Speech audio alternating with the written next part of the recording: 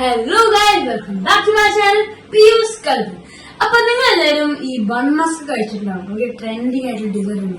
അപ്പൊ എന്റെ ഒരു വിശ്വാസം എന്ന് വെച്ചാൽ നമ്മൾ പുറത്ത് കഴിക്കുന്ന എന്ത് ഫുഡും നമുക്ക് വീട്ടിലാക്കാൻ പറ്റുന്നുണ്ട്. അപ്പം നമുക്ക് ഇന്നൊരു ബൺ മസ്ക് ഉണ്ടാക്കിയാലോ? കമാണ്. ഓക്കെ, അപ്പൊ ഗൈസ് നമുക്ക് ആദ്യം തന്നെ നമുക്ക് അൺസോൾട്ടഡ് ബട്ടർ ആണ് നമുക്ക് വേണ്ടത്.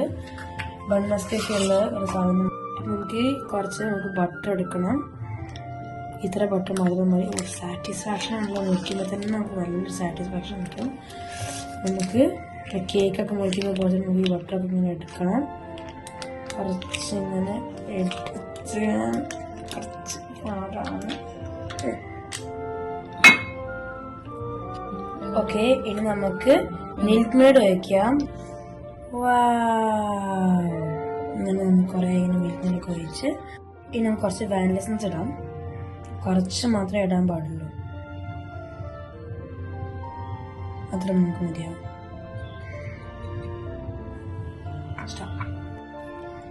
അപ്പം നല്ലോണം മിക്സ് ചെയ്തിട്ട് നല്ലൊരു സോഫ്റ്റ് ആയിട്ട് ടെക്സ്ചർ കിട്ടുന്നത് വരെ ബ്ലെൻഡ് ചെയ്ത് മിക്സ് ചെയ്തുകൊണ്ടിരിക്കണം.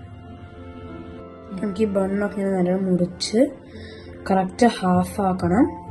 പക്ഷെ ലാസ്റ്റത്തെ ഭാഗം ഇങ്ങനെ കുറച്ച് ബാക്കി വെക്കണം.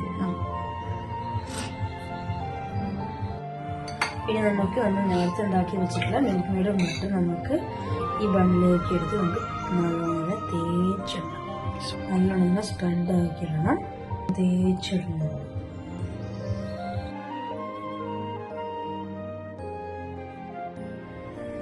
ഓക്കെ, അപ്പൊ നമ്മൾ ബൺ മസ്ക് ഉണ്ടാക്കി. ഓക്കെ, നമുക്ക് ടേസ്റ്റ് നോക്കാം. നല്ല ടേസ്റ്റ് ഉണ്ട്.